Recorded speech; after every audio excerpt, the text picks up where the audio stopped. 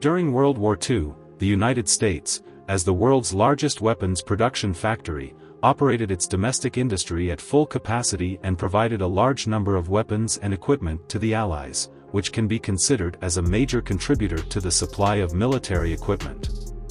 In terms of production capacity alone, the United States was indeed formidable. In such a tense environment during World War II, they managed to conduct business while fighting. For example, between 1942 and 1945, they exported hundreds of M3/M3A1 Stuart light tanks to Brazil. Considering the geographical environment of Brazil at that time, these Stuart light tanks were sufficient for national defense.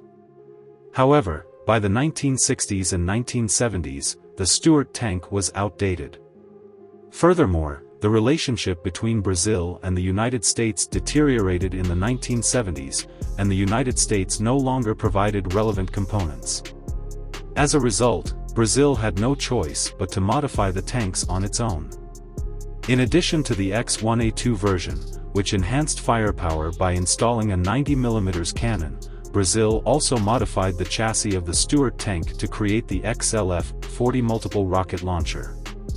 The X1A2 tank replaced the original engine with a 280 horsepower engine from Scania, widened the tracks appropriately to reduce unit pressure, and installed a new enlarged turret.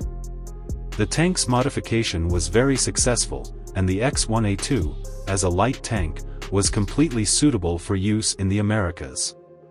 The XLF-40, on the other hand, was based on the X1A2 tank chassis and was created in 1978.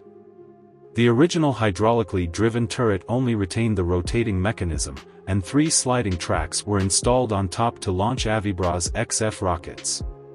The elevation angle of the sliding tracks could be adjusted and could also rotate with the base.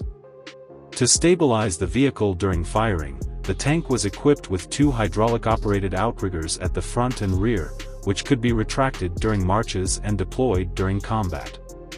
The rockets used by the XLF-40 had a caliber of 300mm, a length of 4.45 meters, a total weight of 540 kilograms, and a warhead weight of 147 kilograms, with a maximum range of 65 kilometers.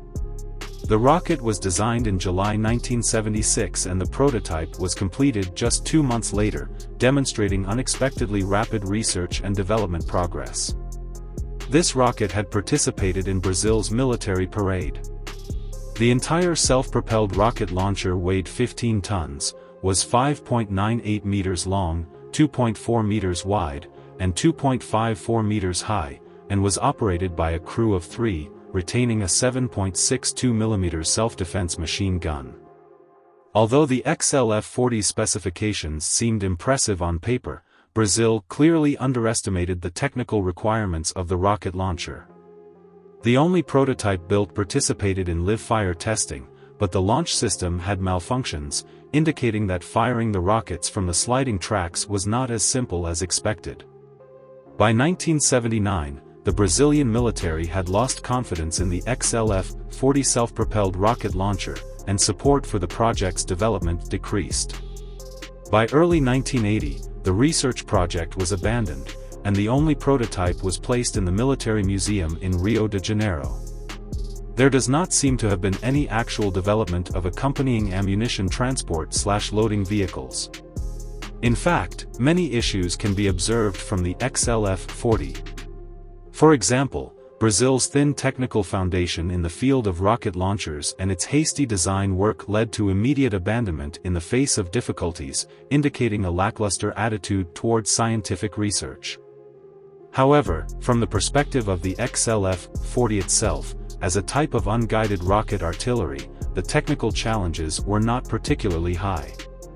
It only required some time or seeking a little technical assistance internationally to resolve, and it would then be a rare domestically produced heavy weapon in South America, with significant implications for national defense and defense technology development.